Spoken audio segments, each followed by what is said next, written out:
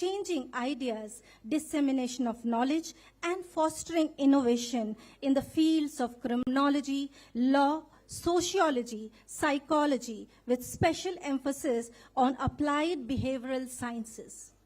This conference is an ideal forum for sharing ideas on the recent technological advances in criminology, investigation, jurisprudence, victimology, law, with special emphasis to the execution of the new criminal law. Ladies and gentlemen, let me take an opportunity to welcome our distinguished dignitaries, introducing them to you all. आज हमारे समक्ष मंचस्थ पर उपस्थित गणमान्य नव भारत, सुरक्षित भारत, सशक्त भारत के निर्माता, भारत सरकार के गृह मंत्री एवं सहकारिता मंत्री Shri Amit Bhai Shah ji, honourable justice Shri Arun Kumar Mishra ji, chairperson national human rights commission new Delhi, honourable minister of health and family welfare, medical education, higher and technical education, law, justice, legislative and parliamentary affairs, Shri Rishikesh Patel ji, Honorable Minister of Home, Gujarat, Shri Harsh Sanghvi ji, respected Priyank Kanungo ji, Chairperson, National Commission for Protection of Child Rights, केंद्रीय गृह सचिव श्री अजय कुमार भल्ला जी एवं NFSU के कुलपति Padmashri doctor JM व्यास जी, हम विनम्र स्वागत करते हैं, अभिनंदन करते हैं आप सभी का। जैसा कि आप सभी को ज्ञात है कि कार्यक्रम का शुभ आरंभ हम दीप प्रज्वलित करके करते हैं, अतः मैं माननीय मुख्य अतिथि एवं मंचस्थ पर उपस्थित अनगण्यमान से दीप प्रज्वलित करने का आग्रह करती हूं।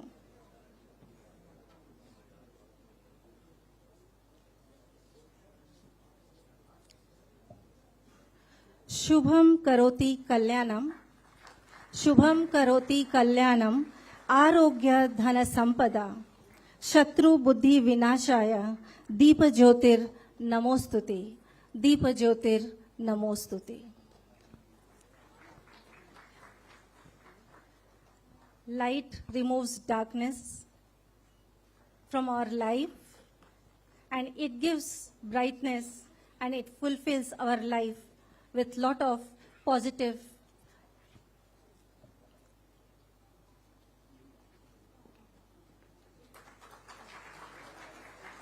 We express our profound gratitude to our distinguished chief guests and all the esteemed dignitaries for this auspicious beginning.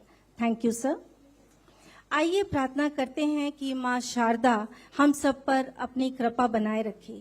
May I request Miss Shreya and Miss Nancy to recite Saraswati Vandana.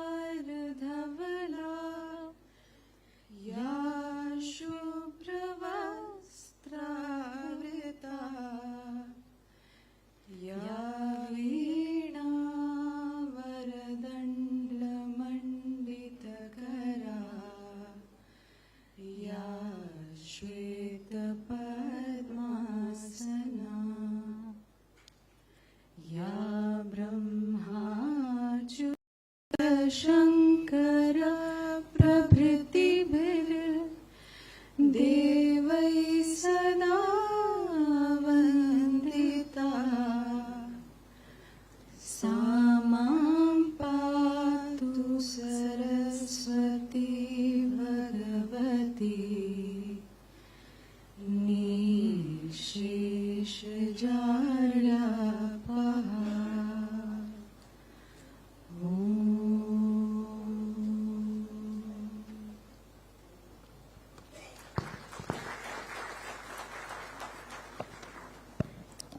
Thank you, my dear students, for such soulful rendition of Saraswati Vandana.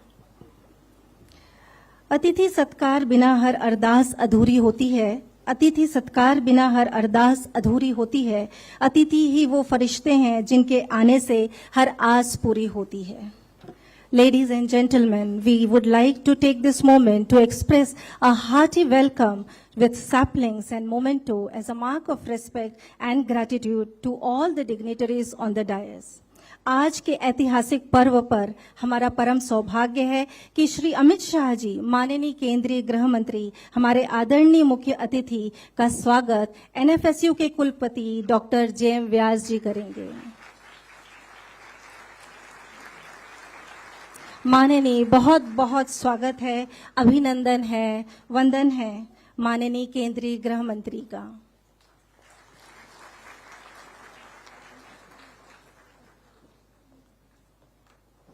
माननीय कुलपति doctor JM व्यास स्मृति चिन्ह के तौर पर राम दरबार भेंट करते हुए, Lord Rama is respected and adored for the virtues, the embodied dharma, valor, loyalty, compassion, courage, and equipoise. Ram Darbar is not just a structure of stone, it is a testament to the values that guide us, love, truth, and dharma. Hearty welcome to Honorable Justice Arun Kumar Mishra ji, Chairperson National Human Rights Commission. उनका स्वागत करने के लिए हम अनुरोध करते हैं campus director Gandhinagar professor S O Junare ji से।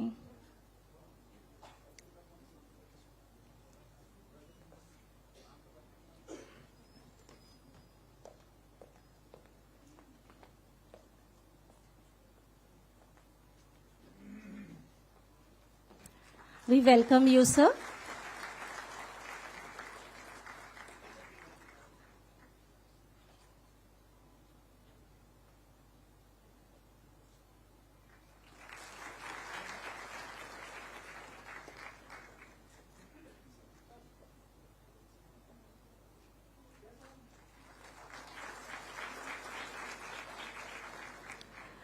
May I also request respected Campus Director S.O. Junare to welcome Honorable Minister of Health and Family Welfare, Medical Education, Higher and Technical Education, Shri Rishikesh Patel ji.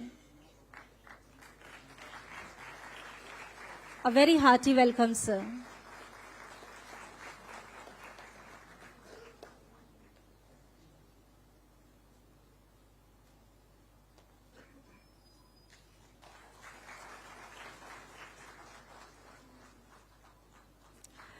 May I request Executive Registrar Shri C.D. Jadeja to welcome Shri Harsh Sanghvi, Honorable Minister of Home, Gujarat.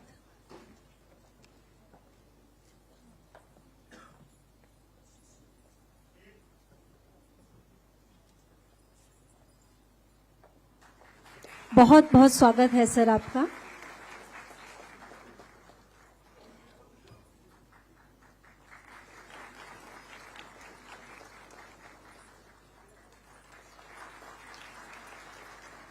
A warm welcome to respected Shri Priyank Kanungo, Chairperson, National Commission for Protection of Child Rights. May I request Professor Purvi Pokhriyal, Campus Director, Delhi, to welcome sir with the sapling.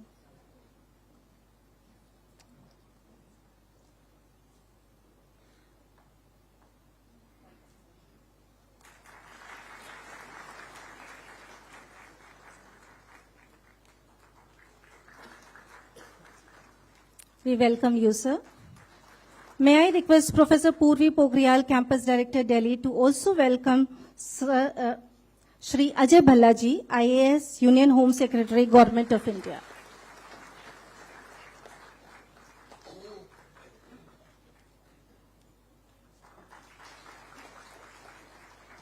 Thank you, ma'am. Special welcome to distinguished dignitaries of the dais, distinguished guests, intellectual galaxies, students, print and media, ladies and gentlemen, for sparing your valuable time. May I now invite Professor Purvi Pokhriyal, Chairperson, Indian Society of Criminology and Campus Director, Delhi, to deliver the welcome address.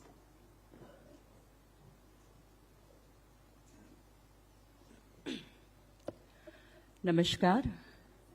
परम आदरणीय गृह एवं सहकारिता मंत्री भारत सरकार श्री अमित शाह जी, Honorable Mr. Justice Arun Kumar Mishra, Chairman, National Human Rights Commission, Sri Rishikesh Patel जी, उच्च शिक्षण, कायदो तथा न्यायतंत्र विभागना गुजरात सरकारना मंत्रीश्री, श्री हर्ष संघवी जी, गृह विभाग मंत्री गुजरात राज्य सरकार, honourable Shri Priyanka Anungo ji, chairperson national commission for protection of child rights, Shri Ajay Kumar Bhalla ji, honourable गृह सचिव भारत सरकार, our beloved Vice Chancellor, Padma Shri Awardee, Dr. J.M. Vyas, all the distinguished guests, delegates, members from media, my NFSU Parivar, ladies and gentlemen. On behalf of National Forensic Sciences University and on behalf of Indian Society of Criminology, it is with great pleasure and immense honor that I welcome you to the 5th International and 44th All India Criminology Conference on Behavioral Forensics, and also to the inauguration of the Center of Excellence in Digital Forensics, NFSU. The distinguished gathering of more than 600 criminologists, lawyers, judges, forensic scientists, neuroscientists, academicians marks a significant milestone in our collective pursuit of knowledge and understanding within the realms of criminology and criminalistics. The conference has received an overwhelming response, more than 400 research papers that we have received that reflects the growing interest and importance in this area. The theme of the conference, Behavioral Forensics, Reintegrating the Expanding Contours of Criminology and Criminalistics, is inspired by one of the speeches of our Honorable Union Home Minister, Shri Amit Shah ji, and that underscores the NFSU's commitment to exploring the dynamics of criminal behavior and forensic science in an ever-changing world. We all have been witnessing unwavering commitment of our Honorable Prime Minister and Honorable Union Home Minister towards the shaping new criminal laws and creating a robust criminal justice delivery system for betterment of society. In furtherance of this, in this conference, we will also dwell into intrinsic aspects of behavioral forensics and criminology to ensure that we can increase our conviction rate and strengthen the rule of law. When the whole country is gearing up for the great momentum to get rid of the centuries-old colonial British criminal laws and ready to welcome Bharatiya Kanun Evam Nyay Sahita, this conference is a testament to our collective dedication to staying at the forefront of new areas of research, innovation, and practical applications in the field. As we convene here today, we are joined by all the stakeholders of criminal justice delivery system, practitioners and experts from across the globe, and that creates a diverse and enriching tapestry of perspectives. The exchange of ideas and the experiences that will take place over 3 days of the conference opens a new vistas of our collective understanding on changing pattern of criminal behavior, their causes, crime prevention, crime reduction, crime identification, AI-driven crime identification, rehabilitation, reformation, and this will further pave our advanced understanding in the field of criminology and forensic science. This conference offers a comprehensive platform to all the stakeholders to explore, discuss, and collaborate.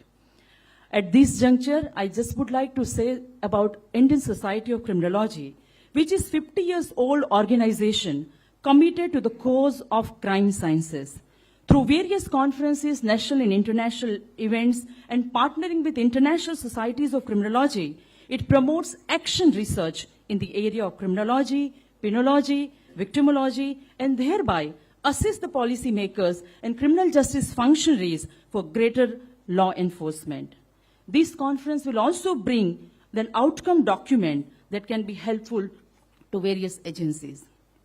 At this juncture, I extend my profound gratitude to our Honorable Home Minister Shri Amit Shah ji and all the distinguished guests and our Vice Chancellor Dr. J.M. Vyas for their blessings and inspiring presence.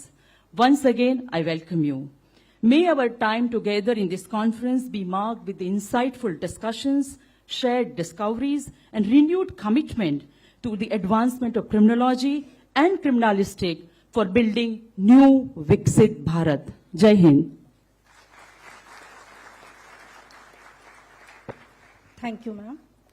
हम सादर आमंत्रित करते हैं माननीय श्री ऋषिकेश पटेल जी को आपके विशेष संबोधन के लिए। Honourable minister of health and family welfare, medical education, higher and technical education, law and justice, legislative and parliamentary affairs. Sir please.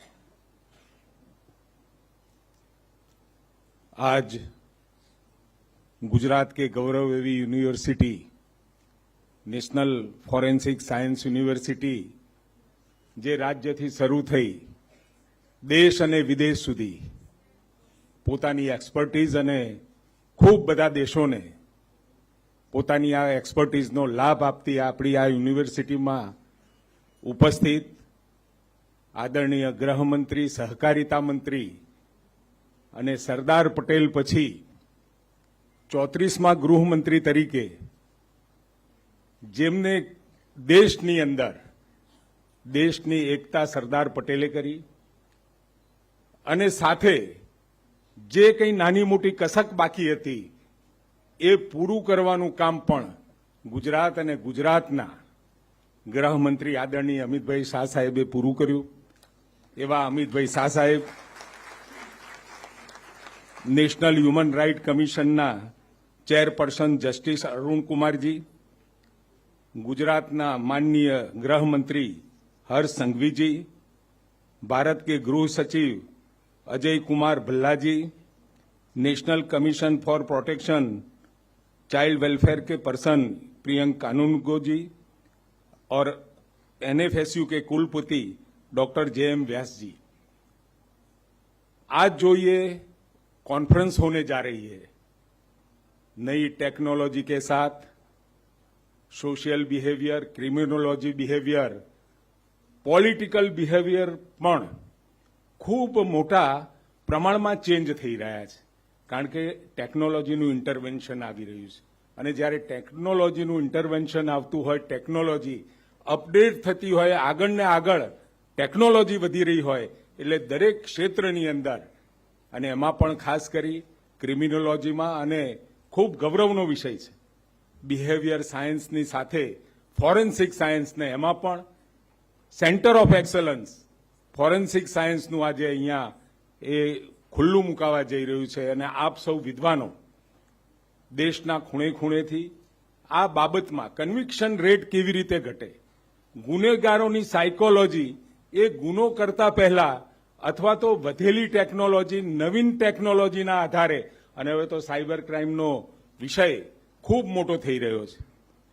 કેવળ દેશમાંથી જ ગુનો થાય એવું નહીં, પરંતુ વિદેશમાંથી પણ એ ગુનો ભારતમાં બની શકે એ પ્રકારની ટેકનોલોજીઓ જ્યારે દુનિયાભરમાં ઇન્વેન્ટ થઈ હોય એ વખતે જે ક્રિમિનલ્સ છે એમની સાયકોલોજીનો સ્ટડી અને સાયકોલોજીના સ્ટડી પછી એ વિચારે એ પહેલા આપણું એક્શન આવે એ માટેની આ કોન્ફરન્સ અને સાથે આપ સૌ જ્યારે વિદ્વાનો સાથે મળી આ બાબતની ગહન ચર્ચા કરી અને ગુજરાતની આ એનએફએસયુ એકમાત્ર એવી યુનિવર્સિટી છે કે જ્યાં આગળ બિહેવિયરથી લઈ નવી ટેકનોલોજીનો ઉપયોગ કરતા ગુનેગારોને નાથવાનું કામ અથવા તો થયેલા ગુનાને ડિટેક્શન કરવા માટે પોલીસ અધિકારીઓ, ન્યાયાધીશો એટલે ગુનો થવાથી માંડી અને કન્વિક્શન રેટ સુધરે, વધે અને ગુનેગારોને નશ્યત થાય એ બાબતની અહીંયા ખૂબ મોટી ચર્ચાઓ થવાની છે।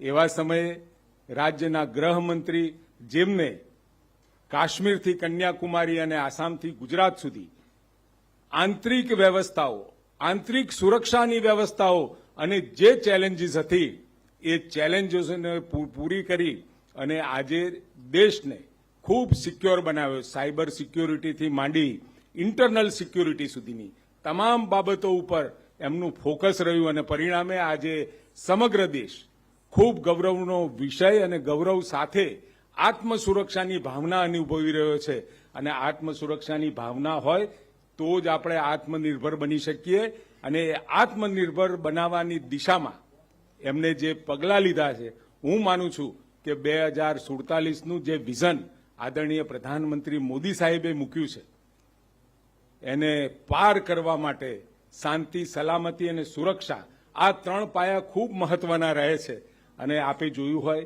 તો ગઈકાલે જ ભારતની સંસ્કૃતિ અને ભાવનાને અનુરૂપ અને વર્ષોની માંગ હતી એવા રામ મંદિરના ઓપનિંગ વખતે ખૂબ બધા ડિગ્નિટરીઝ અયોધ્યામાં આવ્યા અને છતાં પણ ખૂબ બધી થ્રેટ વચ્ચે પણ આ ટેકનોલોજીના માધ્યમથી એક્સપર્ટ્સના માધ્યમથી આખો પ્રસંગ ખૂબ સુંદર રીતે આપણે પસાર કરી શક્યા.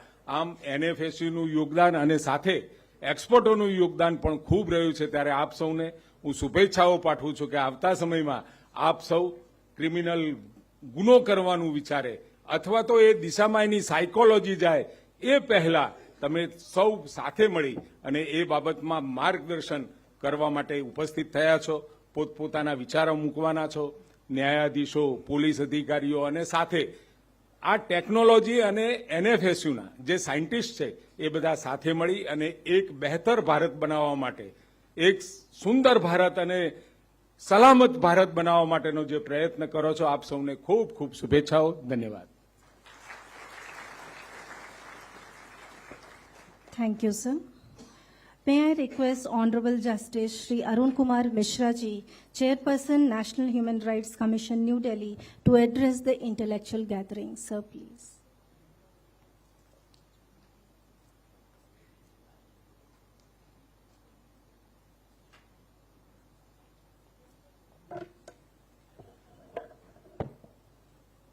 Honorable Union Home Minister and Minister for Cooperation of India, respected Shri Amit Shah ji,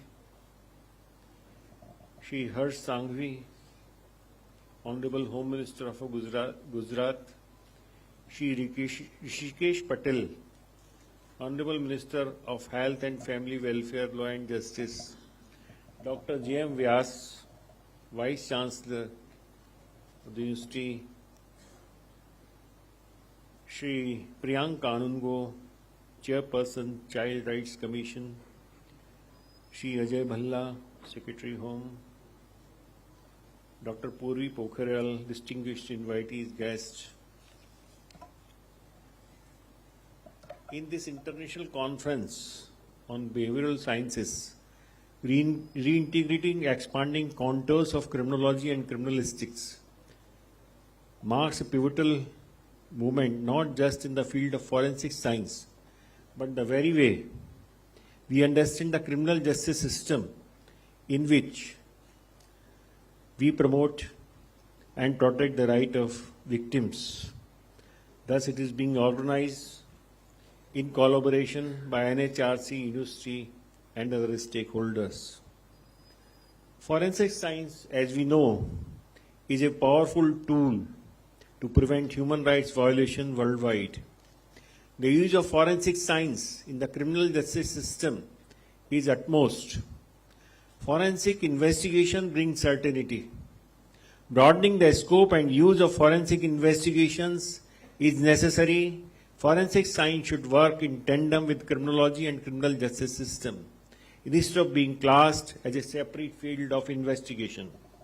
I am happy to note significant subjects of the conference: genetic factors and studying criminal behavior are essential to preventing and controlling such behavior and also predicting. Forensic psychologists in India contribute to the administration of justice by offering experts' opinion on issues related to mental health and criminal behavior. We face environmental challenges. Green criminology and green policing in India are integral components of efforts to safeguard the environment. Given the transboundary impact of environmental crimes, capacity building and collaboration between the agencies at national and international level is important. Criminology has taken a male-centered approach, pink criminology as to crimes by women is ignored. The justice system, in criminal justice system, there is no room for bias against women and marginalized groups.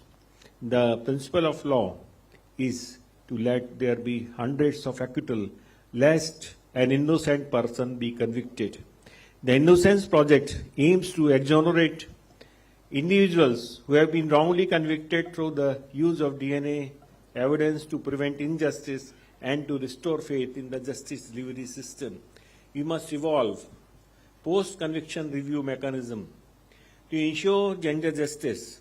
Several jurisdictions have taken steps to criminalize coercive controls to address domestic violence. The same provides a tool to intervene before the abuse escalates to physical violence. There are poverty-related offences. Several states in India have enacted laws to regulate or prohibit begging. Recently, the Commission has issued notices to all the states and union territories in a complaint seeking the complete eradication of begging in the country and ensuring rehabilitation and reintegration of the beggars with the mainstream of the society. An investigation has been ordered into kidnapping of children for forced begging.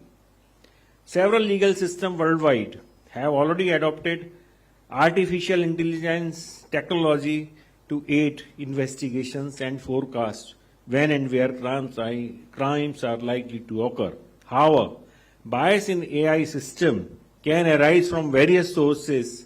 Such systems should be monitored, evaluated for fairness, especially as they interact with the real world data and users' interactions. Methods of investigations must be modernized with proper training and know-how. The Commission is regularly organizing training of police trainers to sensitize them towards human rights. Advisory jurisdiction has been used by the Commission for preventing suicide in places of detention, ensuring mental health checkup, and improving the living condition in the mental hospitals. Orders have been passed for improvement of juvenile justice homes, shelter homes, and drug de-addiction centers. Cyberspace is being used to commit crimes. Cybersecurity is a key to fighting cyber crimes and preserving human rights. It is the most potent medium of human trafficking for sex and slavery, involving women, children, tribal and vulnerable sections of the society. Union Ministry of Home Affairs focused on cyber crime and security at the G20 conference as reflected in Delhi Declaration. Dealing with the cyber crimes require digital forensics development and know-how. It is essential to create cyber forensic software and hardware and original tools. Establishing workstations for faster and complete digital evidence examinations is required. We need more forensic science laboratories. The emphasis is on reparation of the victim rather than retribution for crime nowadays. The social reintegration of victims of crime is a critical aspect of criminal justice along with the adequate compensation for loss caused by crime. We need a victim-centric approach, recognizing victim as an integral part of the legal process. In Sunil Chand Shah, the Supreme Court has recognized the right of rehabilitation as a part of the right to life under Article 21 for the accused also. The object of modern penology is to punish, reform and rehabilitate the offender.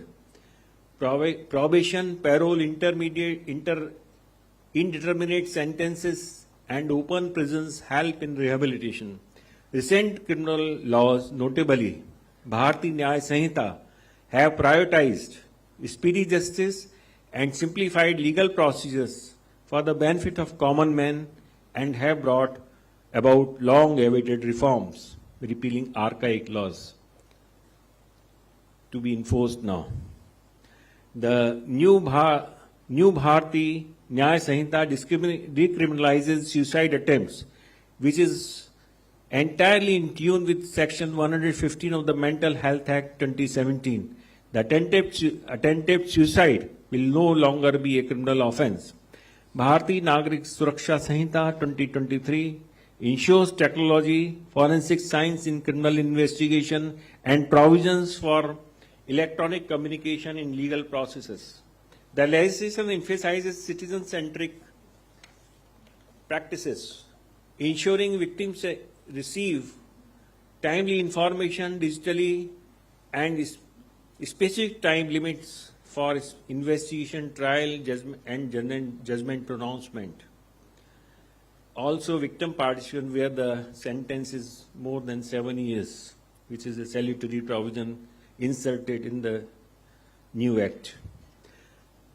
With the enactment of new laws, we must effectively use technology and new forensics to prevent and eradicate crime and terrorism, make cyberspace safe, protect the environment, and help achieve sustainable development goals.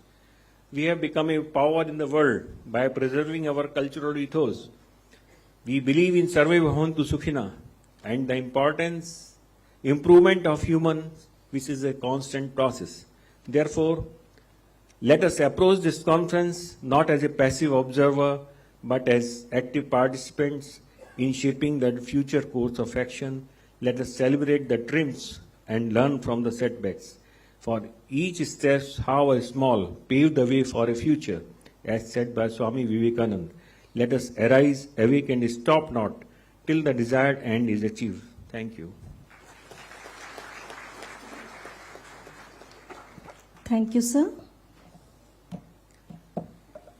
माननीय, आपके आशीर्वचन, प्रोत्साहन एवं सहयोग से national forensic sciences university ने digital forensics का उत्कृष्टता केंद्र स्थापित किया है, जिसमें देश विदेश के आए केसेस की टेस्टिंग डिजिटल फॉरेंसिक के विभिन्न क्षेत्रों में होगी। Center will also impart training to national and international law enforcement agencies on investigation of cases in emerging fields like cloud forensics, IoT, multimedia, CCTV, and many more. The center will also develop indigenous tools for law enforcement agencies. अब हम आदरणीय मुख्य अतिथि माननीय केंद्रीय गृह मंत्री से विनम्र आग्रह करते हैं कि वे रिमोट के माध्यम से centre of excellence in digital forensics का लोकार्पण करें।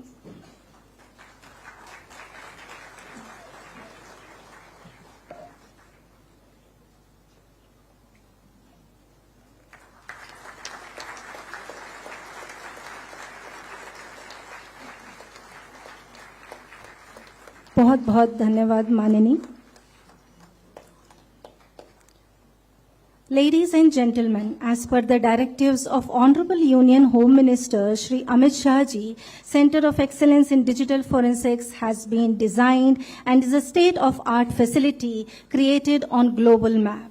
Let us have a look at the video to understand the facilities and services of the center. Sciences University, NFSU.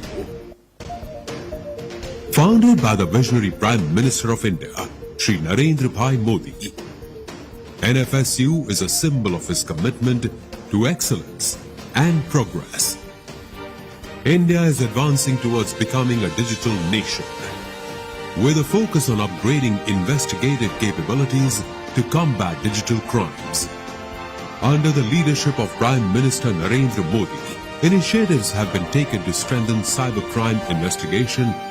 हर राज्य को गांधीनगर स्थित नेशनल फॉरेंसिक साइंस यूनिवर्सिटी की और उसकी क्षमता आज दुनिया के 60-70 देश फॉरेंसिक साइंस यूनिवर्सिटी का लाभ ले रहे हैं। हमारे राज्यों ने भी बढ़ चढ़ करके लाभ लेना चाहिए। ये पूरी तरह फ्यूचरिस्टिक टेक्नोलॉजी ड्रिवन व्यवस्था है।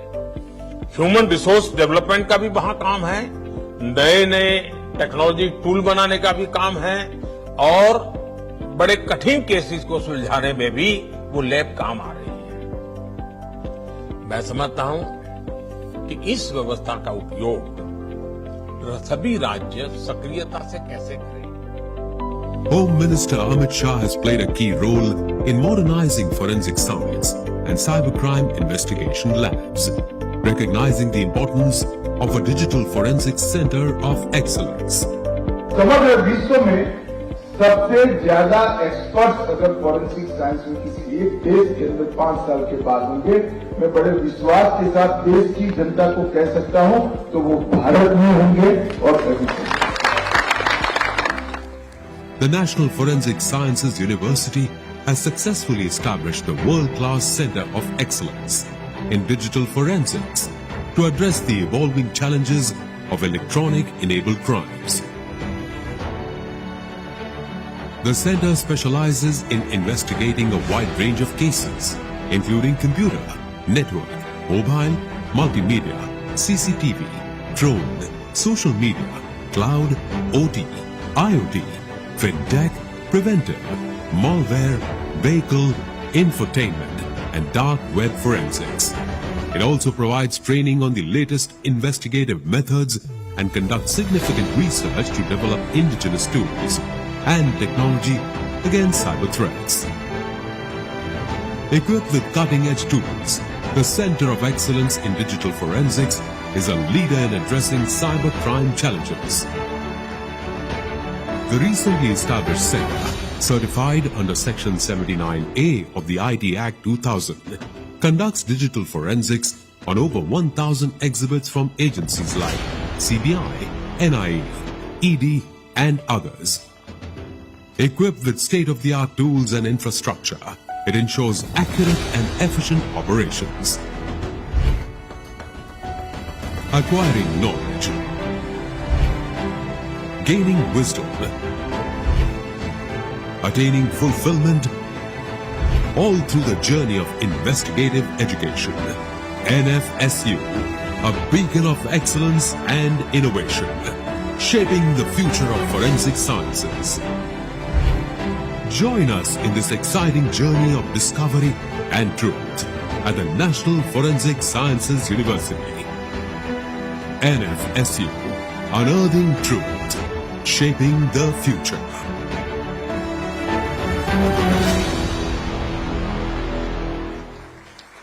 Thank you. माननीय, हमें आपको बताते हुए अत्यंत हर्ष हो रहा है कि इस विज्ञान सम्मेलन में 600 से ज्यादा एब्स्ट्रैक्ट्स हमारे पास आए, जिसमें से हमने 327 abstracts different themes of victim support, justice, challenges, contemporary issues में लिए। May I request Honorable Union Home Minister Shri Amit Shah ji to release the conference proceedings. May I request the other dignitaries to join Honorable Sir for the same.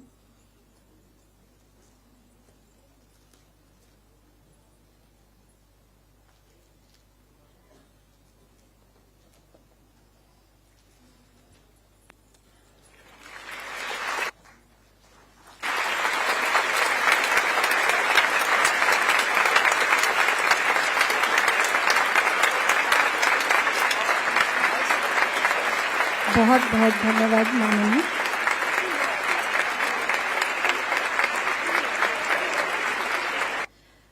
Journal of Criminology and Criminalistics, which was discontinued by NICFS, was further revived by NFSU Delhi campus to undertake the research on the major thrust areas of criminology and criminalistics.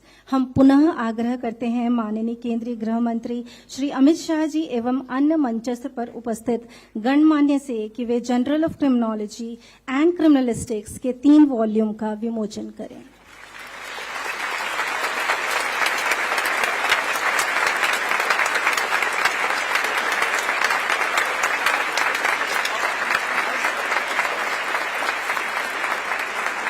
बहुत बहुत धन्यवाद माननीय।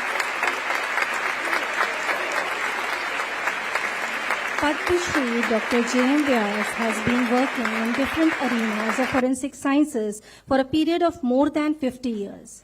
In recognition of his dedication, determination, and exemplary work in the field of forensic sciences, various scholars of India and abroad have worked and published books on forensic justice. May I request distinguished Chief Guest, Honorable Union Home Minister Shri Amit Shah ji to release the fetch book of Dr. J.M. Vyas. May I request the other dignitaries also for the same.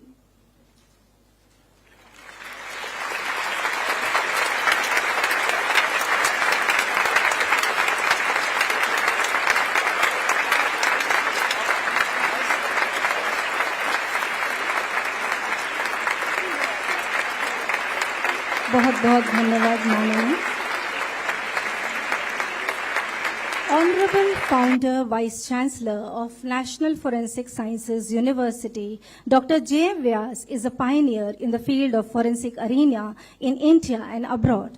Honorable Sir has been conferred with Padma Shri, the fourth highest civilian award by the Government of India for recognition of immense contribution and exemplary services in the field of science.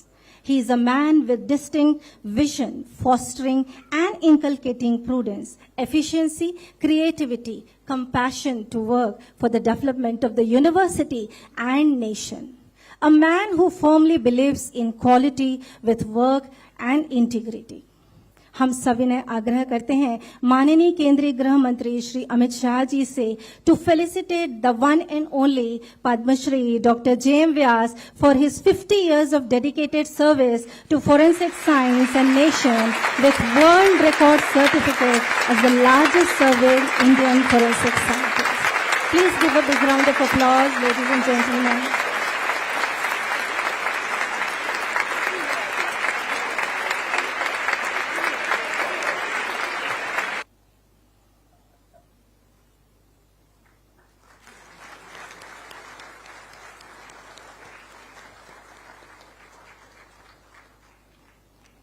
बहुत बहुत धन्यवाद माननीय। NFSU and Tashkent State University of Law, which is a public higher educational institution under the Ministry of Uzbekistan, have joined hands in collaboration to offer a joint LLM program in cyber laws and cybercrime investigation under the National Education Program, which will boost the countrywide initiative. May I request Honorable Vice Chancellor, NFSU, Dr. J.M. Vyas, and Mr. Islam Beg, Vice Chancellor, Tashkent State University of Law, to exchange MOU.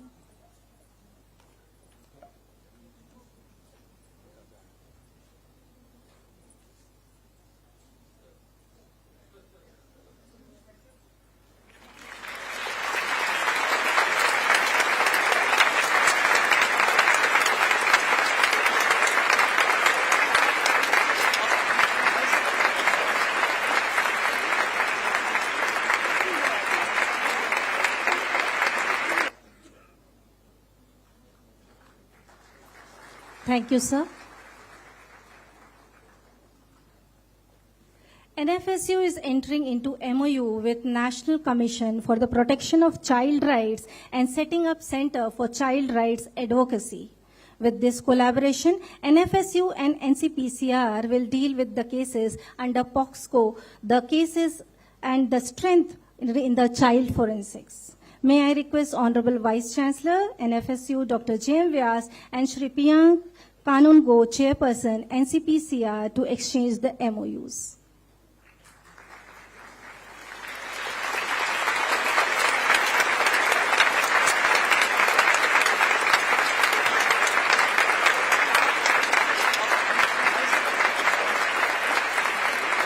Thank you, sir. माननीय केंद्रीय गृह मंत्री श्री अमित शाह जी के आभा मंडल से आज समस्त NFSU परिसर अभिभूत हो रहा है। माननीय, आपके मार्गदर्शन से एनएफएसयू परिपक्व हो रहा है। हम सविनय निवेदन करते हैं माननीय केंद्रीय गृह मंत्री एवं सहकार मंत्री श्री अमित शाह जी से कि वे इस पावन पर्व पर अपने संबोधन से हमको प्रेरित करें, हमारा मार्गदर्शन करें और अपने आशीर्वचन से हम सबको आशीर्वाद दें। तालियों की करतल ध्वनि से हम स्वागत करते हैं माननीय श्री अमित शाह जी का।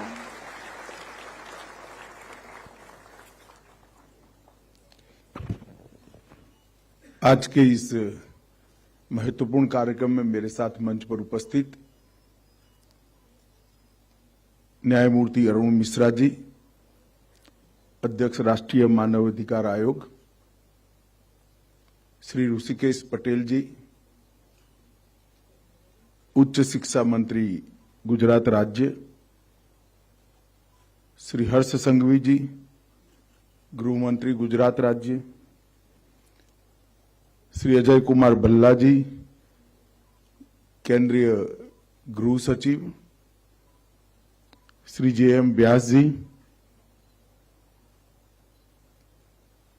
राष्ट्रीय फोरेंसिक साइंस यूनिवर्सिटी के कुलपति महोदय, श्री प्रियंक कानूनगो जी, अध्यक्ष राष्ट्रीय बाल अधिकार संरक्षण आयोग, और आज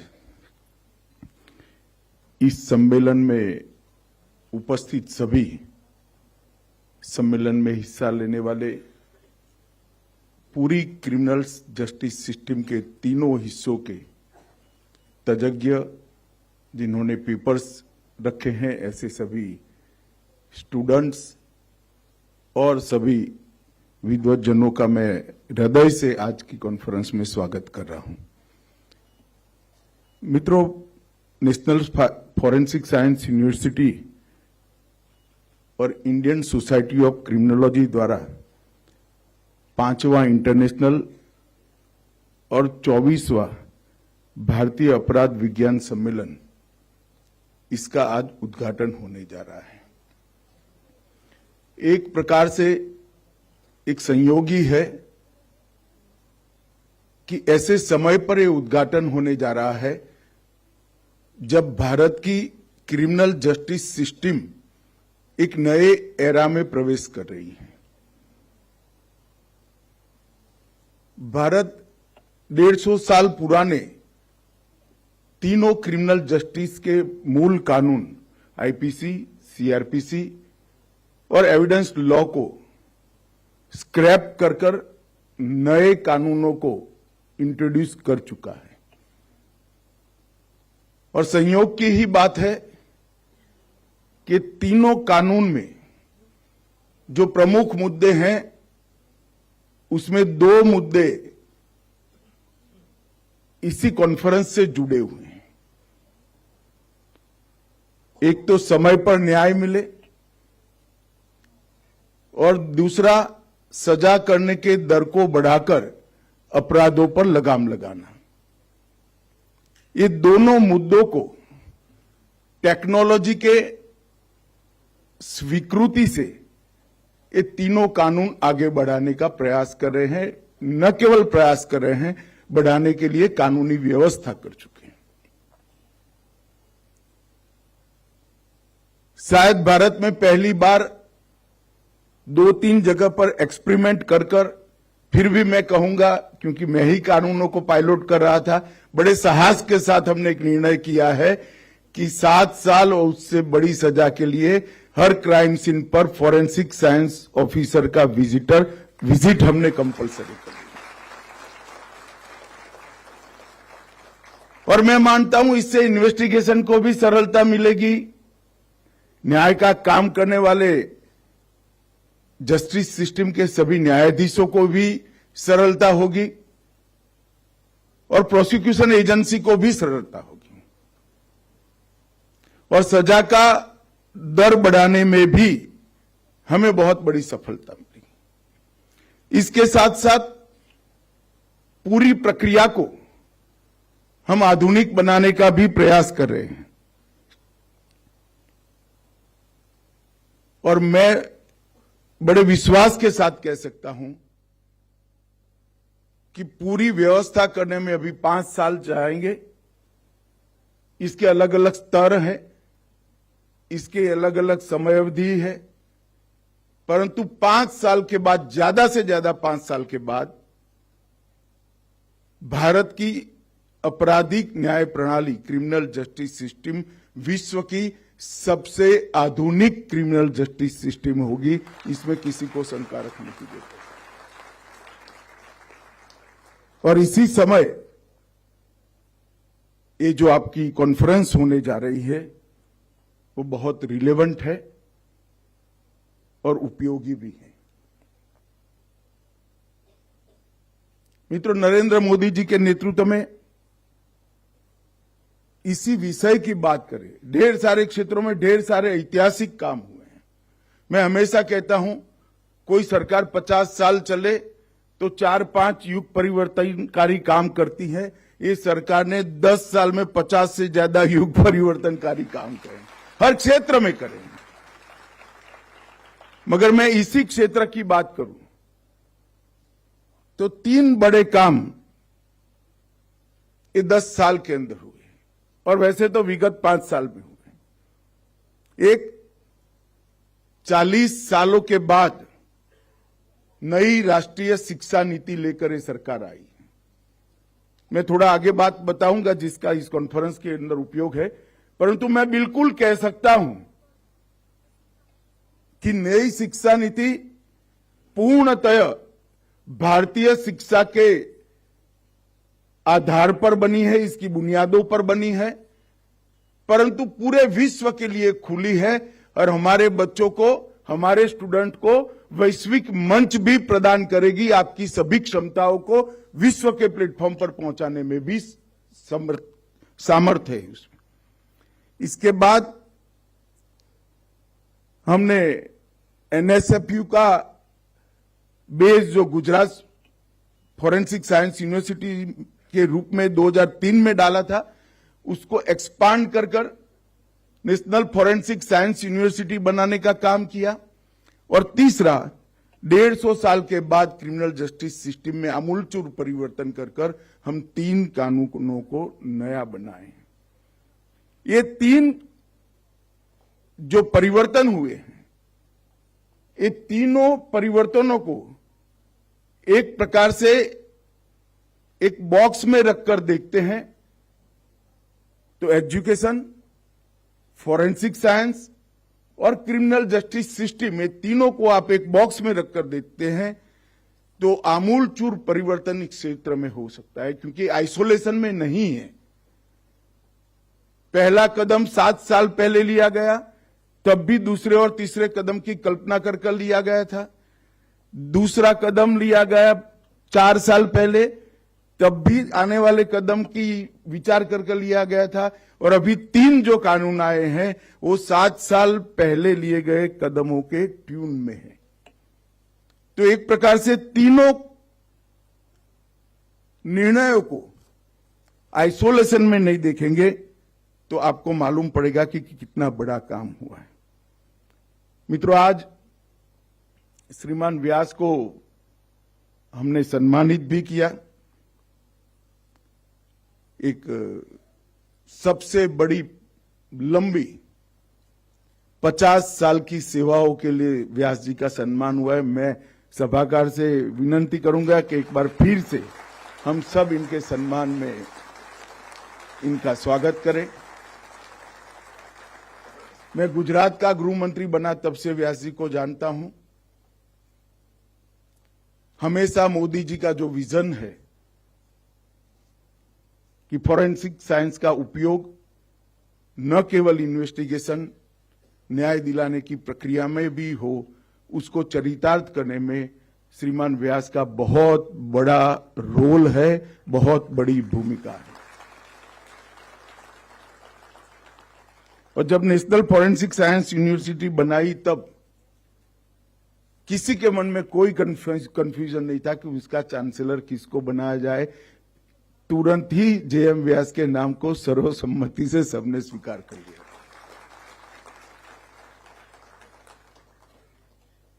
मैं जब कहता हूं कि 7 साल और उससे ज्यादा अपराध वाले सभी सजा वाले सभी अपराधों में फॉरेंसिक साइंस ऑफिसर की विजिट कंपलसरी करनी है तो ह्यूमन रिसोर्स चाहिए। और मैं आपको विश्वास से कह रहा हूं कि 5 साल के बाद इस देश को हर साल 9,000 से ज्यादा साइंटिफिक ऑफिसर और फॉरेंसिक साइंस के एक्सपर्ट हमें हर साल मिलेंगे। ऐसी व्यवस्था हमने एडवांस में कर दी है जो हमारी रिक्वायरमेंट को पूरा करेगी। मैं फिर से एक बार व्यास जी को बहुत बहुत बधाई देता हूं। व्यास जी, आपका स्वास्थ्य अच्छा रहे और आप किसी न किसी रूप में फॉरेंसिक साइंस की सेवा करते रहे, ऐसी मेरी आपको शुभकामनाएं हैं। मित्रों, आज जो फॉरेंसिक बिहेवियरल साइंस का विषय लेकर कॉन्फ्रेंस हो रहा है वो एक उभरता हुआ क्षेत्र है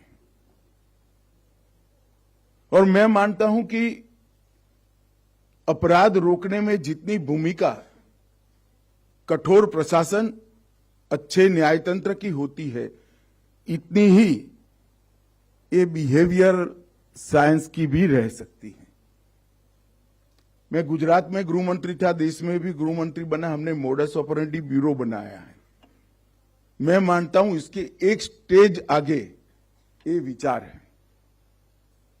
अगर बिहेवियर का स्टडी ढंग से कर लिया जाता है और उसका शिक्षा के अंदर और प्राथमिक शिक्षा के अंदर विशेषकर स्थान देकर इसको कोऑर्डिनेट करते हैं, तो हम क्रिमिनल को खड़ा होने से ही रोक सकते हैं। कुछ तो घटनाओं से क्राइम हो जाते हैं, उसकी हमारे पास कोई काट नहीं है, परंतु साइकोलॉजी को समझकर, बिहेवियर को समझकर अगर इसका उपाय शुरू से करते हैं तो ढेर सारे लोगों के जीवन को भी बचाया जा सकता है और हमारे समाज के अंदर क्राइम की संख्या में बहुत बड़ी कटौती भी लाई जा सकती है। और मैं मानता हूं इसमें अपार संभावना है संशोधन की, इसमें अपार संभावना है काम करने की, और इसमें अपार जरूरत है इसकी मल्टी डायमेंशनल उपयोग की। सिर्फ आप लोग स्टडी करोगे और स्टडी कर मैंने भी आज कुछ पुस्तक प्रकाशित कर दिए, पेपर्स लिखोगे, वाहवाही होगी, इससे नहीं होगा। इसको अप्लाई करने के लिए मल्टी डायमेंशनल अप्रोच के साथ अपने अन्य विभागों का भी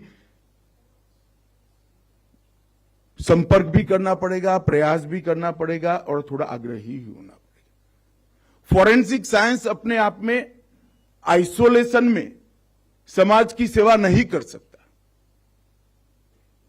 न्याय के जितने भी स्टेक होल्डर है न्याय प्रक्रिया के, इसके साथ फॉरेंसिक साइंस का इंटीग्रेशन हम जब तक नहीं करते हैं हमें फायदा नहीं होगा।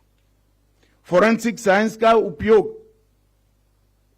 इन्वेस्टिगेशन में भी होना चाहिए, फॉरेंसिक साइंस का उपयोग प्रोसिक्यूशन में भी होना चाहिए, फॉरेंसिक साइंस का उपयोग न्याय प्रणाली में भी होना चाहिए, और अब फॉरेंसिक साइंस के द्वारा दिए गए तारणों को एजुकेशन के अंदर भी एडॉप्ट कर हमने एक स्टेप आगे जाने का समय आ गया है।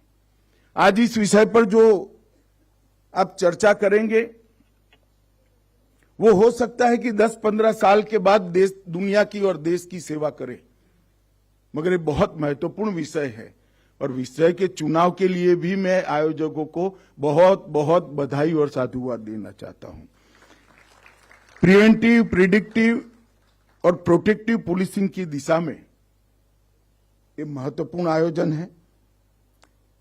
क्रिमिनल माइंड का गहराई से अध्ययन, क्रिमिनल बिहेवियर का अध्ययन और उसका आने वाले दिनों में अपराध को रोकने में स्ट्रेटेजिकल उपयोग और अपराधी खड़े न होने देने में स्ट्रेटेजिकल उपयोग, ये करते हैं तो बहुत बड़ी सेवा हम पूरी दुनिया की कर सकते हैं, ऐसा मुझे लगता है।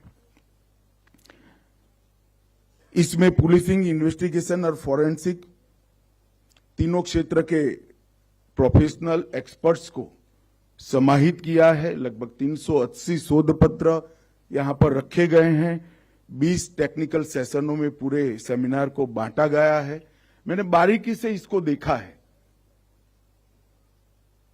एक दो मेरे सुझाव थे, अगली कॉन्फ्रेंस के लिए मैं व्यास जी को दे दूंगा, मैं यहां सार्वजनिक करना नहीं चाहता, परंतु आपने जो प्रयास किया है एक प्रकार से कंप्लीट संपूर्ण प्रयास है, इसके लिए मैं बहुत मन से आप लोगों को अभिनंदन देना चाहता हूं। आज यहां पर एक डिजिटल फॉरेंसिक एक्सेलेंस सेंटर का भी इनॉग्रेशन हुआ है। Computer, mobile, multimedia, drone, social media, cloud, cryptocurrency, fintech, preventive forensics, dark web, ये सब के प्रोटेक्शन के लिए और इससे खड़ी हो रही चुनौतियों को हम ढंग से पार कर सके, इसलिए कैपेसिटी बिल्डिंग के लिए और इन्वेस्टिगेशन में दोनों में सेंटर बड़ी मदद करेगा, इसका मुझे पूरा विश्वास है। मित्रों, हम सब जानते हैं भारत अपने अमृत काल में प्रवेश कर चुका है। आजादी मिली तब अनेक लोगों की कल्पना थी, दुनिया के ढेर सारे पंडितों, कोई अनुचित भी नहीं था, मेरा उनसे कोई फरियाद नहीं है, मगर ढेर सारे लोगों की कल्पना थी कि भारत जैसा देश कैसे स्वतंत्र होकर चल पाएगा, ब्रिटिशरों के बगैर हम कैसे चलाएंगे देश को, ये बड़ी आशंका थी दुनिया में। परंतु 75 साल में आज दुनिया का सबसे बड़ा लोकतंत्र बने हैं और हमारे लोकतंत्र की नींव पाताल से गहरी गई। अनेक स्तर पर अनेक बार सत्ता परिवर्तन लोही की खून की बूंद बहाए बगैर हमने करा है और लोकतंत्र के लिए भारत का जनमानस का आस्था, इस पर दुनिया में आज कोई सवाल खड़ा नहीं कर सकता। हमने लोकतंत्र हमारी रगों में है, ये दुनिया को दिखाया है।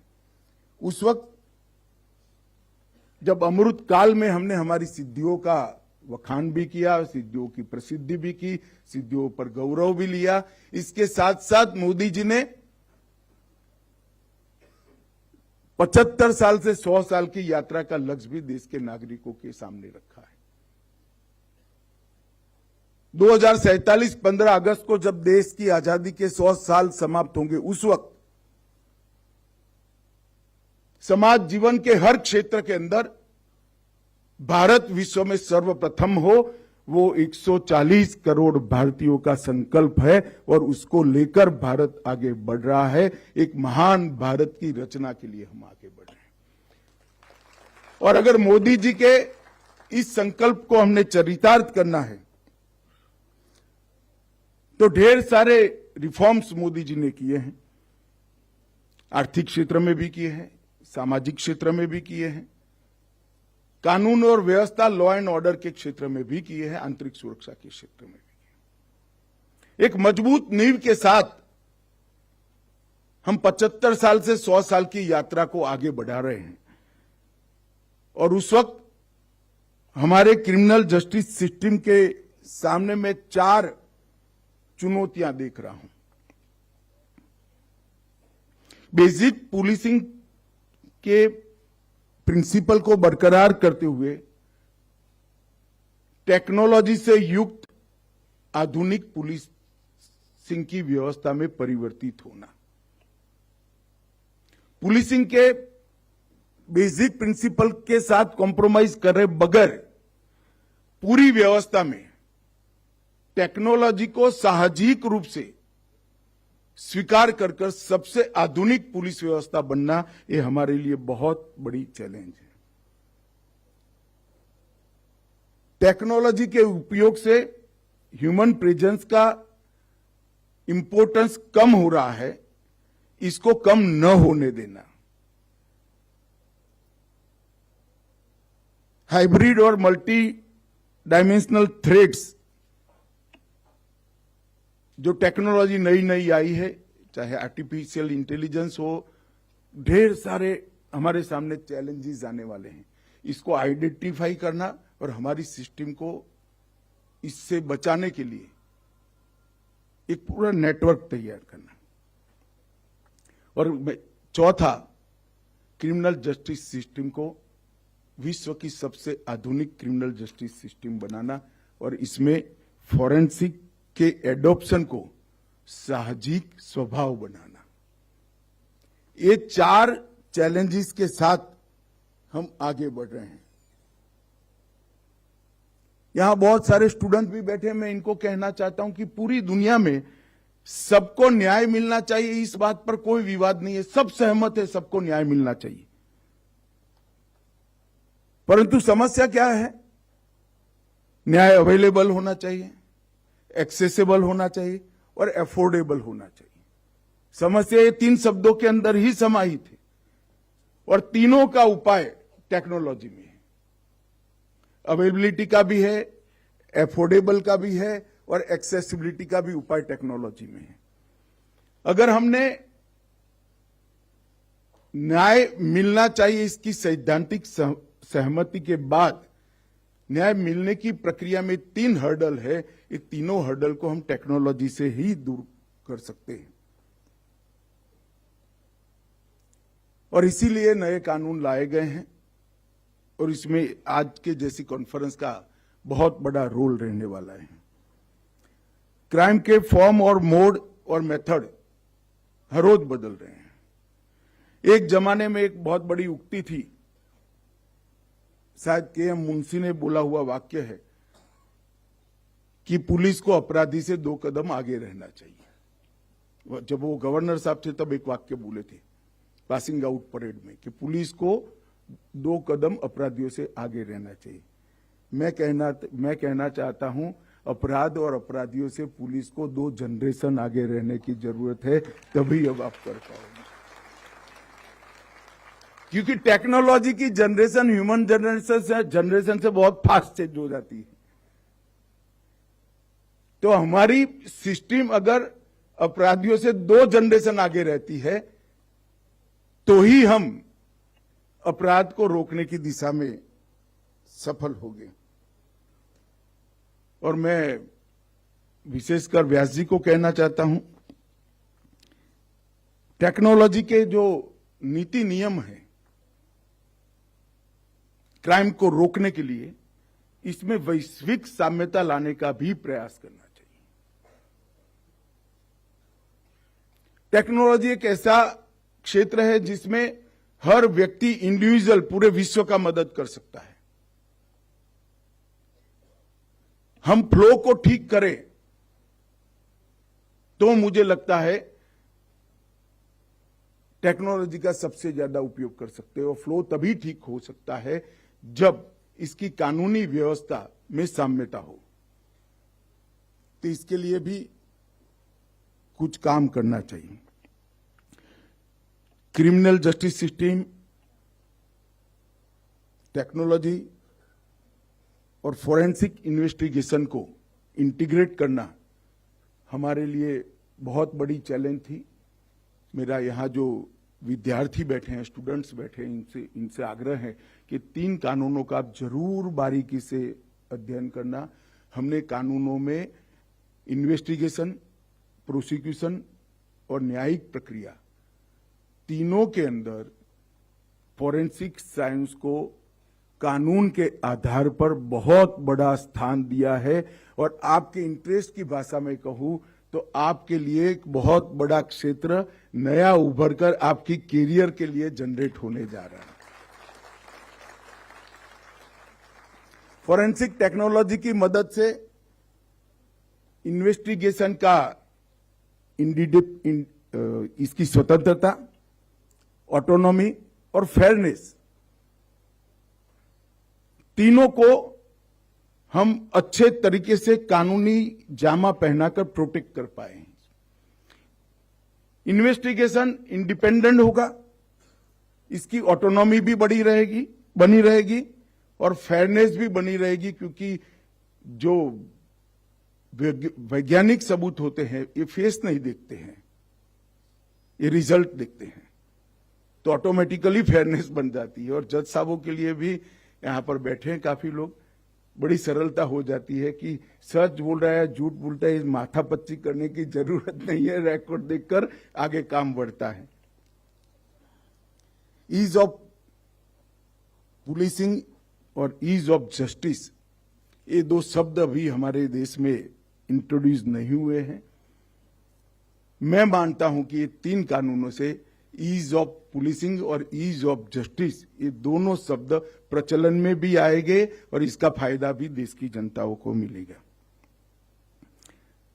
अब अगर ये लक्ष्य हमें प्राप्त करना है तो हमने इसके लिए पहले से ही, कानून पारित करने के पहले से ही 5 साल में ढेर सारा काम किया है।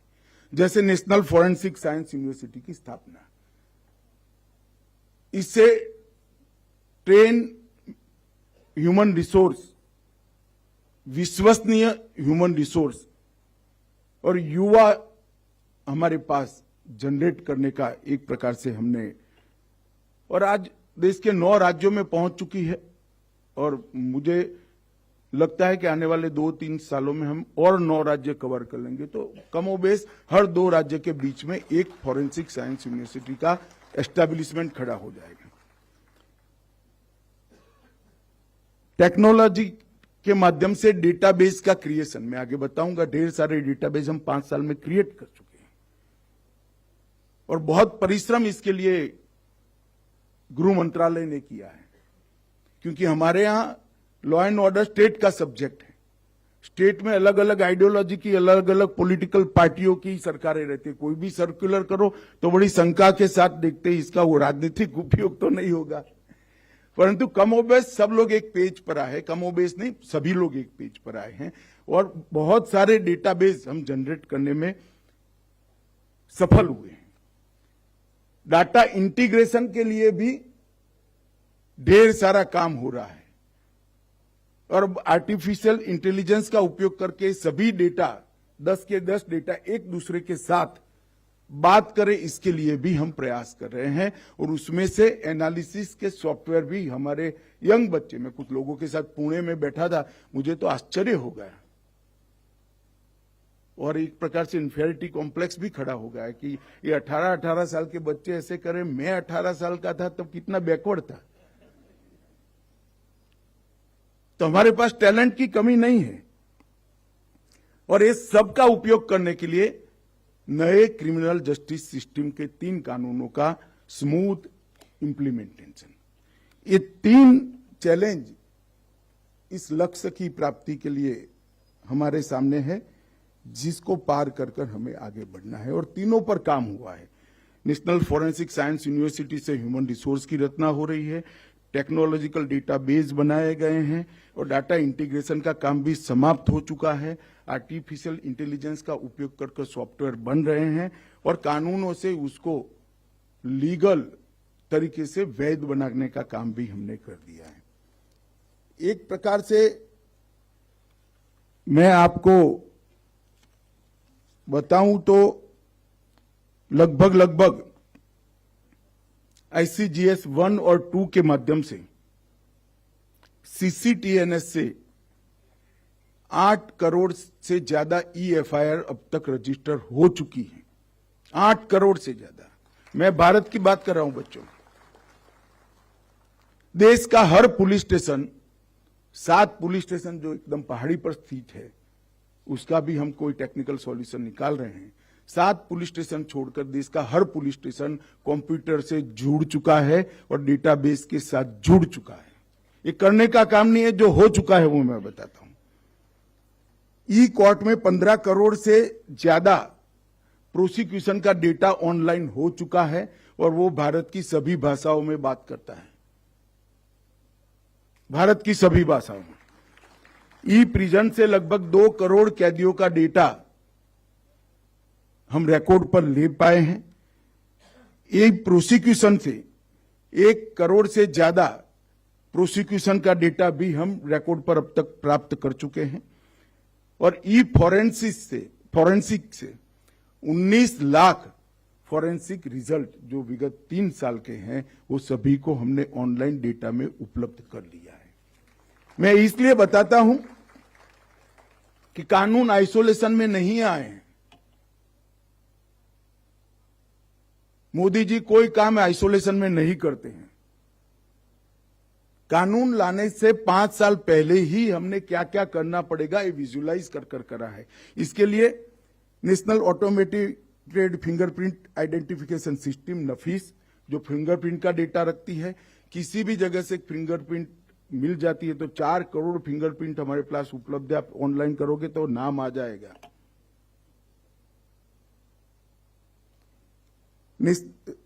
निदान नारकोटिक्स ऑफेंडर का सारा डेटा ऑनलाइन, देश का ऑनलाइन हो चुका है। NDSO सेक्सुअल ऑफेंडर का सारा डेटा ऑनलाइन हो चुका है।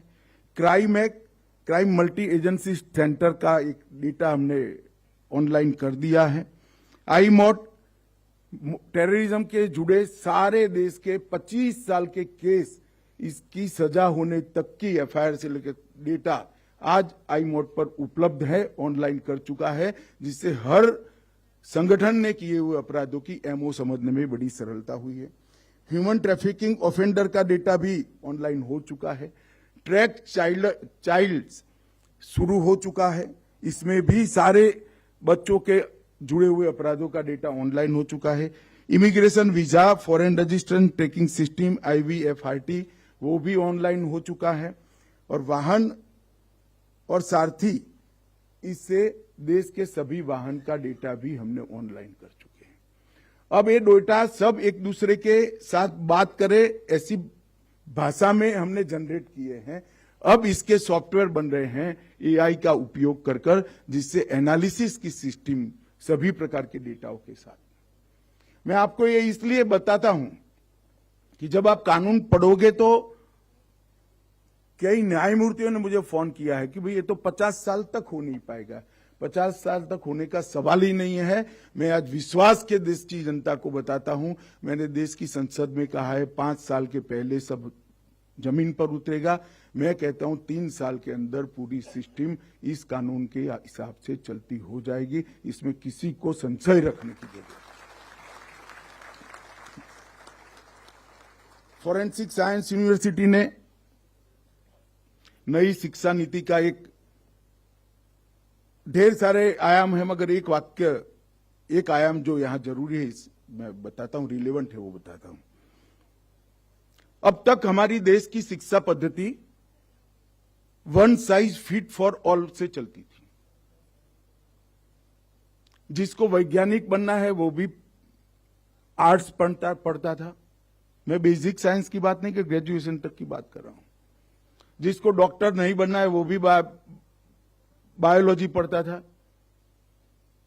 जिसको डॉक्टर नहीं बनना है वो भी बायोलॉजी पढ़ता था। जिसको फिजिक्स के क्षेत्र में आगे जाना है वो भी बायोलॉजी पढ़ता था। और जिसको मैथमेटिक्स में आगे बढ़ना है वो भी केमिस्ट्री और बायोलॉजी पढ़ता था। अब हमने डायनेमिक और समयानुकूल बना लिया है और 3 स्तर पर विद्यार्थी अपना कैरियर चुन सकता है। और समग्र विश्व की शिक्षा को हमने डरे बगैर ओपन किया है। कुछ लोग कहते थे इससे हमारी शिक्षा प्रणाली प्रभावित होगी। मेरा विश्वास है हमारी शिक्षा प्रणाली से विश्व प्रभावित होगा। मेरे मन में कोई संशय नहीं है। हमें डरने की जरूरत नहीं है, क्योंकि मेरा मानना है समग्र विश्व में कोई ऑथेंटिक डेटा तो है नहीं, मगर मैं मानता हूं समग्र विश्व में सबसे पहली शिक्षा की शुरुआत अगर कोई एक देश में हुई है तो भारत में हुई। हम सबसे पुराने हैं, हमें डरने की जरूरत नहीं है। इसी का उपयोग कर कर हमने फॉरेंसिक साइंस में एक्सपर्ट्स की रचना के लिए फॉरेंसिक साइंस यूनिवर्सिटी की रचना की है। अगर बीएससी करना है तो फॉरेंसिक साइंस में करो भाई। अगर आपको फॉरेंसिक साइंस के क्षेत्र में काम करना है तो स्पेशलाइजेशन करो, डबल ग्रेजुएट बनो, रिसर्च करो और क्षेत्र को समृद्ध करो। बाकी सारी चीजों से अलग हटाकर जो बेसिक है तो सब सिखाएंगे, परंतु थ्रस्ट फॉरेंसिक साइंस पर होगा। और ये फॉरेंसिक साइंस की रचना करने के बाद इतने कम समय में 9 कैंपस और विदेश में युगांडा में भी एक कैंपस बनाने का काम एनएफएसयू ने कर लिया है। ये बहुत, इससे ज्यादा स्पीड से कोई यूनिवर्सिटी बढ़ ही नहीं सकती। गांधीनगर, दिल्ली, गोवा, त्रिपुरा, गुवाहाटी, भोपाल, धारवाड़ सब जगह खुले हैं। और अभी एक सप्ताह पहले ही गृह सचिव जी मेरे साथ पास प्रस्ताव लेकर आए थे और 9 कैंपस बनाने चाहिए और भारत सरकार ने उसको फाइनेंशियली नर्स भी करना चाहिए। हमें विश्वास है कि 9 कैंपस और हम 1 साल के अंदर चालू करेंगे तो देश के हर दूसरे राज्य में कैंपस अवेलेबल हो जाएगा।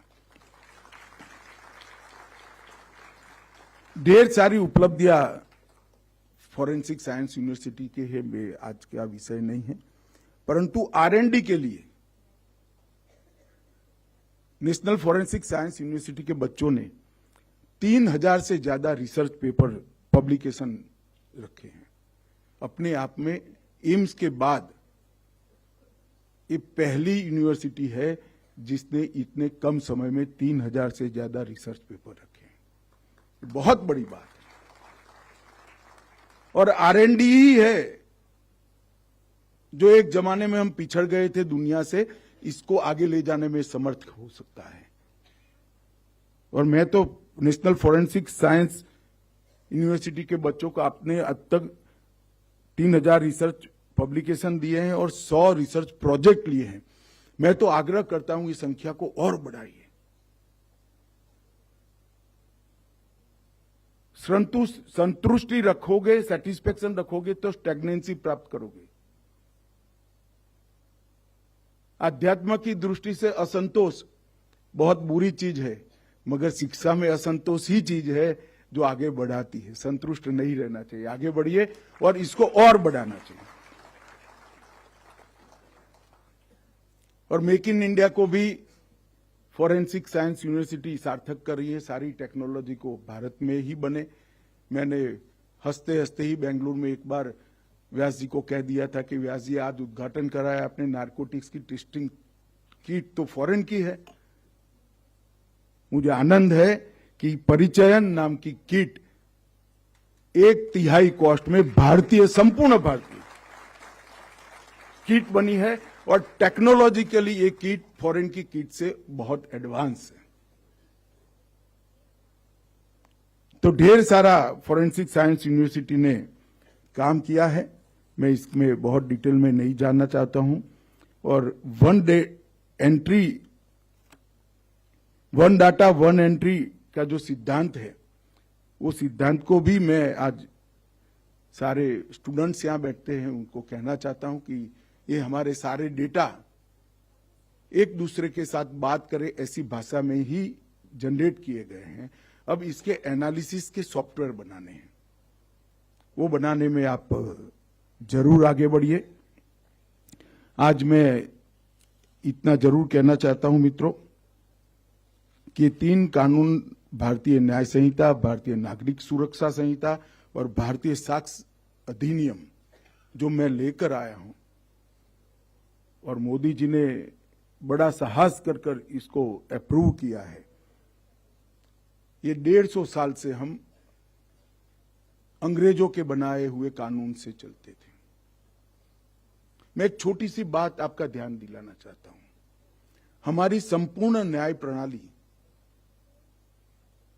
ये न्याय पर आधारित है। न्याय एक अम्ब्रेला टर्म्स है। इसके अंदर विक्टिम भी आता है और जिसने क्राइम किया है वो भी आता है। अब तक हमारी न्याय प्रणाली लंगड़ी थी। इसका नाम ही दंड के नाम से पिनल कोड रखा गया था, दंड के नाम से रखा है। अब पहली बार न्याय के मूल भारतीय कंसेप्ट को इसके अंदर स्थान दिया गया है। पहले जो कानून थे इसका उद्देश्य अंग्रेजों के राज को यहां पर सुरक्षित करना था। जब मैंने कहा तो तुरंत ही बीबीसी की एक महिला पत्रकार का मुझे फोन आ गया, कितना बड़ा आरोप आप कैसे कर सकते हैं। मैं समझाता हूं आपको, अगर खुला मन है तो वो आई भी, समझी भी और स्वीकार भी किया। मैंने बोला सबसे बड़ा ऑफेंस क्या हो सकता है। 150 साल के पहले की बात करें तो भी, तो मानव शरीर के साथ अपराध सबसे बड़ा होता है। आज के हम काफी आगे बढ़ चुके, दुनिया, समाज, देश आगे बढ़ चुका है। तो बच्चों और महिलाओं के साथ अपराध से बड़ा कोई अपराध ही नहीं हो सकता। तो मानव वध मतलब हत्या, मर्डर 302 नंबर पर था। उसके पहले देश के खजाना लूटना, रेलवे तोड़ना वो था।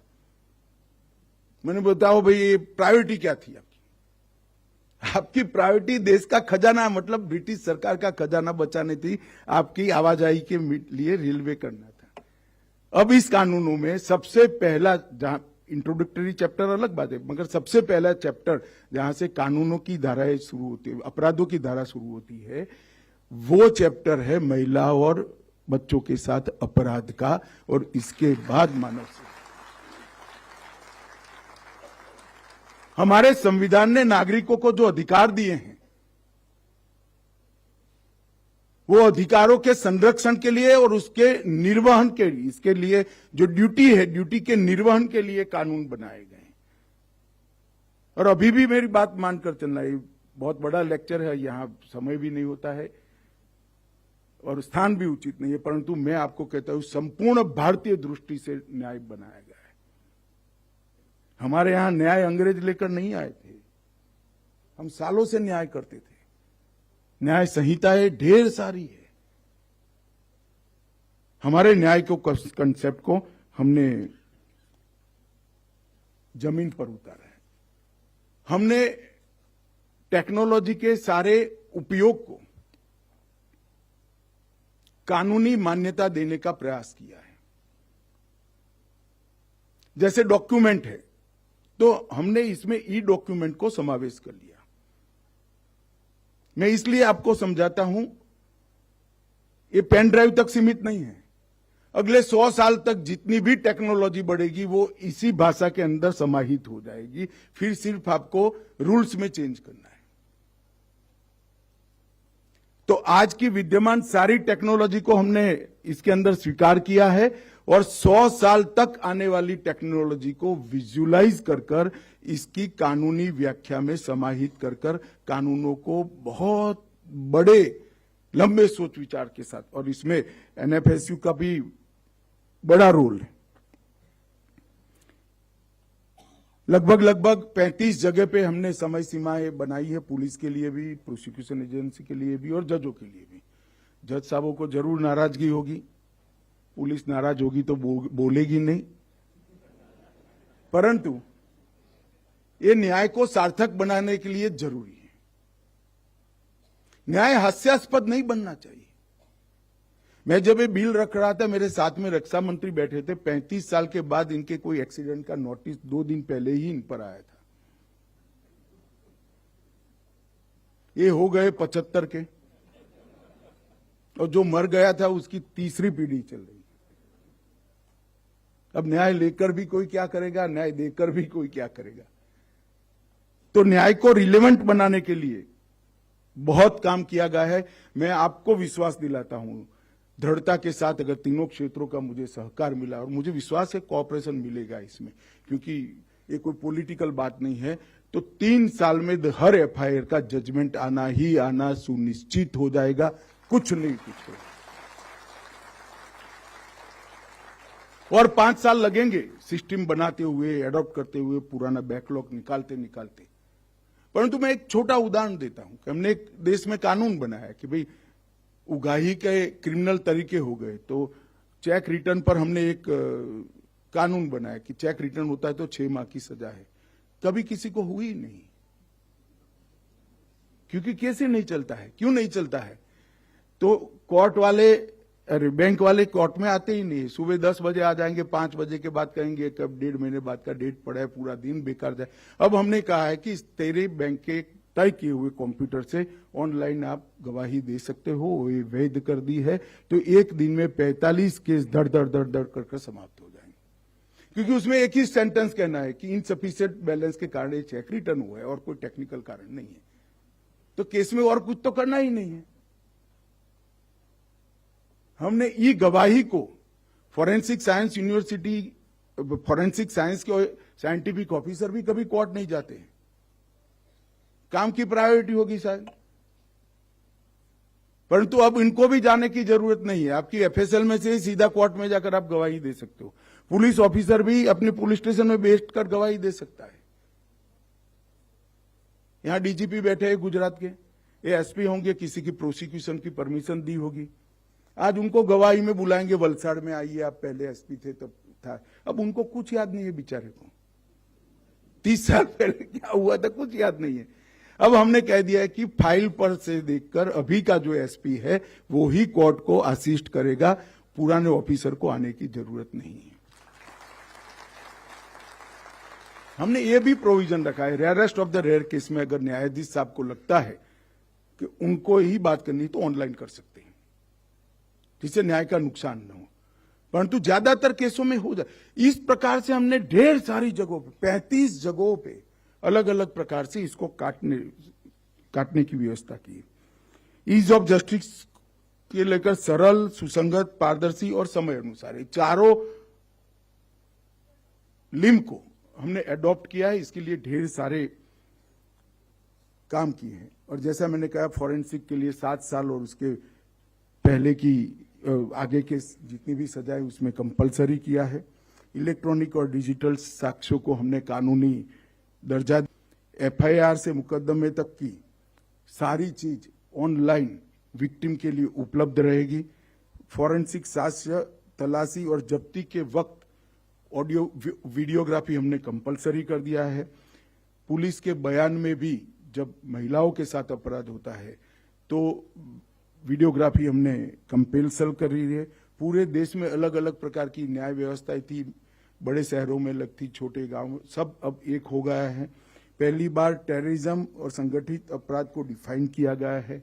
राजद्रोह को हटाकर देशद्रोह का धारा लाया गया है और डायरेक्टर ऑफ प्रोसिक्यूशन के पद को कंपलसरी कर स्ट्रेंथनिंग कर अलग अलग प्रकार के पद जनरेट कर करप्शन को भी रोकने के लिए हमने बहुत बड़ा प्रयास किया है।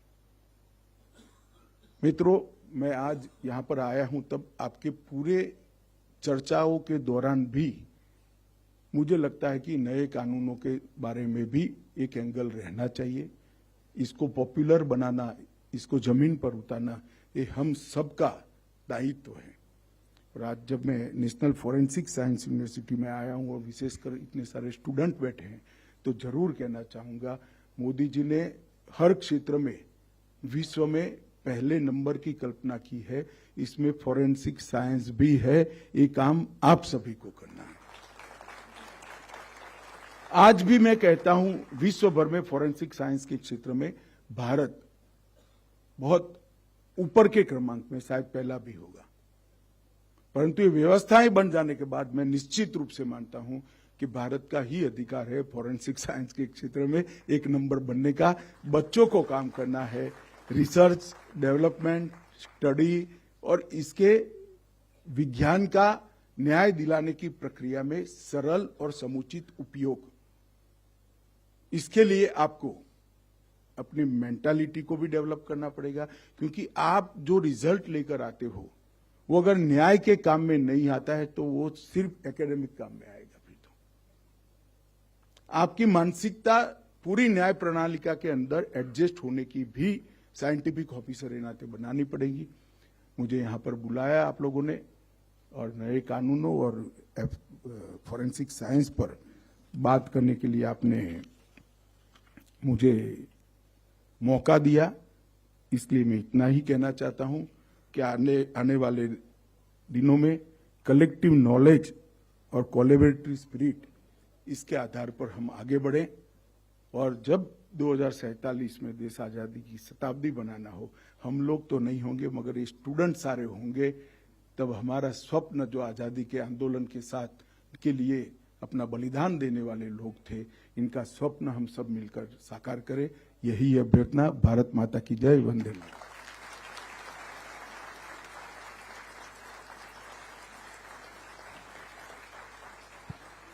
बहुत बहुत धन्यवाद माननीय, आपके प्रेरित संबोधन के लिए। बड़े दिनों के बाद ये दिन आज पूर्ण होंगे, सबके काज होंगे, अब राम राज होंगे। माननीय, हम आपको आश्वस्त करते हैं कि आपके दिखाए मार्ग पर चलकर एनएफएसयू भारत को फॉरेंसिक के क्षेत्र में सशक्त। जय हिंद, जय भारत। बहुत बहुत धन्यवाद माननीय।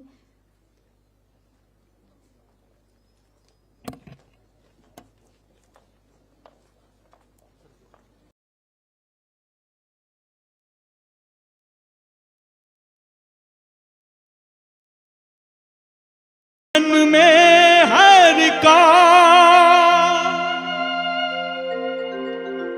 आस कह रही श्वास से, धीरज धरना सीख, मांगे मिले मोती नहीं,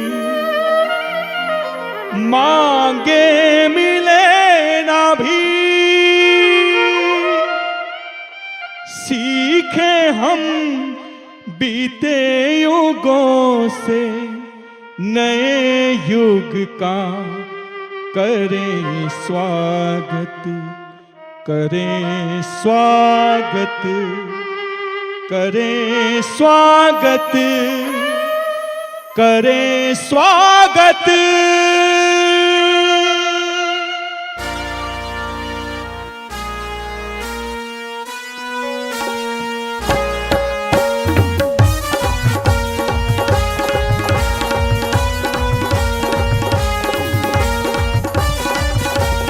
भाग